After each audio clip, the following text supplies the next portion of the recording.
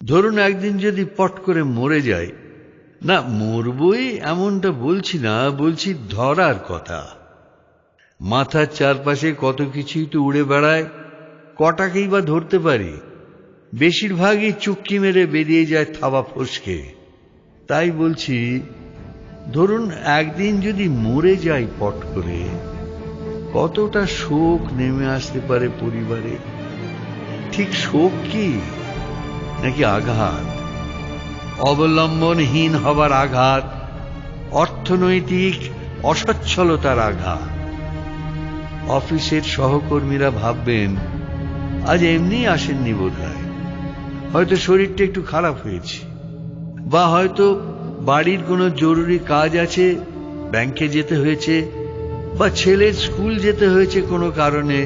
ওরকম তো হাজারো ঝামেলা থাকেই সব বাড়িতে। আচ্ছা, আজ ওনাদের বিবাহ বার্ষিকী নয় তো? ও তাই দুটিতে মিলে সিনেমায় গেছেন। লাঞ্চটা নিশ্চয়ই সেরে নেবেন ভালো কোনো রেস্টুরেন্টে। ছেলের জন্মদিনে তো হতে পারে। তা সে যাই হোক না কেন, উনি অফিসে আসলেই কিন্তু সবাই মিলে চেপে ধরতে হবে, আমাদের খাওয়াতে হবে একদিন।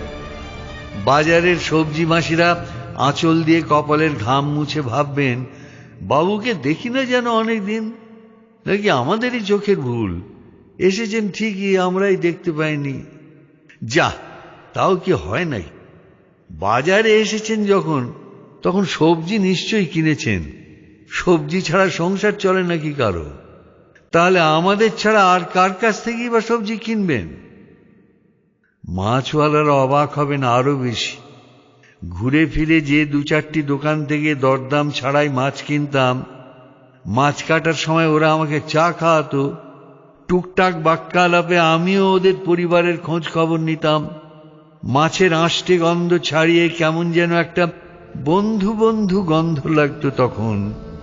বেশ কদিন হলো ওরাও আমাকে দেখছে না। টাকা পয়সার হিসেব বুঝে নিতে নিতে ওরাও কি ঘাড় উঁচু করে খোঁজেনি আমাকে বাজারের ভিড়ে? ভাবেনি হয়তো বেড়াতে গেছি কোথাও? তারপর হয়তো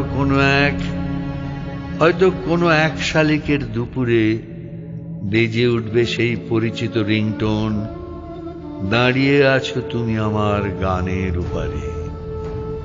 হয়তো ফোনটা ধরবে সদ্য নিঃসঙ্গ আমার প্রেয়সী, হয়তোবা সদ্য পিতৃহীন আমার একমাত্র ছেলে ডুকরে আসা কান্নায় জানিয়ে দেবে, আমি নেই, আমি নেই, আমি নেই, আমি আর নেই।